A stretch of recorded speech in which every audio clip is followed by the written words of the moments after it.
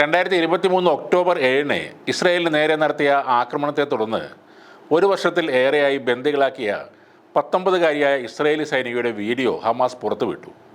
Hamas സംഘം ഇസ്രായേലിലേക്ക് ഇരച്ചു കയറുമ്പോൾ ഗാസ അതിർത്തിക്കടുത്തുള്ള നഹൽ ഓ സൈനിക താവളത്തിൽ ഇസ്രായേൽ പ്രതിരോധ സേനയുടെ നിരീക്ഷണ സൈനികയായ ലിറി അൽബാഗ് ഉണ്ടായിരുന്നു. അവിടെ നടന്ന ആക്രമണത്തിൽ 15 സൈനികർ കൊല്ലപ്പെട്ടപ്പോൾ ലിറിയെയും മറ്റ് 6 പേരെയും ഹമാസ് സംഘം അന്ന് തട്ടിക്കൊണ്ടുപോവുകയായിരുന്നു. ബന്ദിയായി കഴിയുന്ന അൽബാഗിൻ്റെ തീയതികൾ ഇല്ലാത്ത 3.5 മിനിറ്റ് ദൈർഘ്യമുള്ള വീഡിയോയാണ് ഇപ്പോൾ പുറത്തു വന്നിരിക്കുന്നത്. തൻ്റെ മോചനം ഉറപ്പാക്കാൻ ഇസ്രായേൽ ഗവൺമെൻറ്റിനോട് ഹിബ്രു ഭാഷയിൽ ആവശ്യപ്പെടുന്നതാണ് ഈ വീഡിയോയിലുള്ളത്. 450 ദിവസത്തിൽ അധികമായി തന്നെ തടങ്കലിൽ വച്ചിരിക്കുകയായിരുന്നു എന്നും തന്നെയും മറ്റ് ബന്ദികളെയും ഇസ്രായേൽ സർക്കാർ മറന്നുവെന്നും അൽബാഗ് ആ വീഡിയോ സന്ദേശത്തിൽ പറയുന്നുണ്ട്. എനിക്ക് 19 വയസ്സ് മാത്രമേ ആയിട്ടുള്ളൂ. എൻ്റെ മുഴുവൻ ജീവിതവും എൻ്റെ മുന്നിലുണ്ട്. എന്നാൽ ഇപ്പോൾ എൻ്റെ ജീവിതം താൽക്കാലികമായി എവിടെയോ നിർത്തിവച്ചിരിക്കുന്നു. ഇതാണ് ആ വീഡിയോ സന്ദേശത്തിൽ പറയുന്നത്. ഈ വീഡിയോ പുറത്തു വന്നതോടെ ഞങ്ങളുടെ ഹൃദയത്തെ തന്നെ കീറിമുറിച്ചു എന്നാണ് അൽബാഗിൻ്റെ കുടുംബം ഒരു വീഡിയോ പ്രസ്താവനയിലൂടെ പറഞ്ഞത്. ഇത് ഞങ്ങൾക്കറിയാവുന്ന മകളും സഹോദരിയുമല്ല.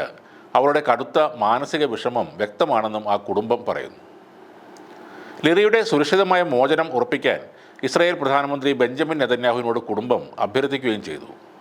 നിങ്ങളുടെ സ്വന്തം മക്കളെപ്പോലെ തീരുമാനങ്ങൾ എടുക്കേണ്ട സമയമാണിതെന്നും ആ കുടുംബം പറയുന്നു. ബന്ദികളാക്കപ്പെട്ടവരുടെ കുടുംബങ്ങളിൽ നിന്നുള്ള കടുത്ത സമ്മർദ്ദത്തിന് കീഴിൽ നെതന്യാഹു അൽബാഗ് കുടുംബത്തോട് പ്രതികരിക്കുകയും തടവുകാരെ നാട്ടിലേക്ക് തിരികെ കൊണ്ടുവരാൻ സർക്കാർ അശ്രാന്ത പരിശ്രമം നടത്തുകയാണെന്നും പറഞ്ഞിട്ടുണ്ട്. ഇസ്രായേലിനെതിരായ ഹമാസിൻ്റെ ആക്രമണത്തിനിടെ 250ഓളം ബന്ദികളെയാണ് ഗാസയിലേക്ക് കൊണ്ടുപോയത്. അവരിൽ 96 പേർ അവശേഷിക്കുന്നുണ്ട്. ഇതിൽ 34 പേർ മരിച്ചതായി ഇസ്രായേൽ സൈന്യം പറയുന്നുണ്ട്. ഇസ്രായേലും ഹമാസും തമ്മിൽ 1.5 വർഷമായി തുടരുന്ന ഗാസ യുദ്ധം അവസാനിപ്പിക്കാനുള്ള വെടിനിർത്തൽ ചർച്ചകൾ ഖത്തറിൽ വീണ്ടും ആരംഭിക്കുന്നതിൻ്റെ ഇടയിലാണ് ലിറിയുടെ ഈ വീഡിയോ ഹമാസ് പുറത്തുവിട്ടിരിക്കുന്നത്. വീഡിയോ വന്നതോടെ നെതന്യാഹു കൂടുതൽ പ്രകോപിതൻ ആയിട്ടുണ്ടെന്നാണ് പറയുന്നത്. ഇസ്രായേലികളെ ദ്രോഹിക്കാൻ ധൈര്യപ്പെടുന്നവർ അവരുടെ പ്രവർത്തനങ്ങളുടെ പൂർണ്ണ ഉത്തരവാദിത്വം വഹിക്കേണ്ടി വരുമെന്ന് അദ്ദേഹം മുന്നറിയിപ്പ് നൽകിയിട്ടുണ്ട്.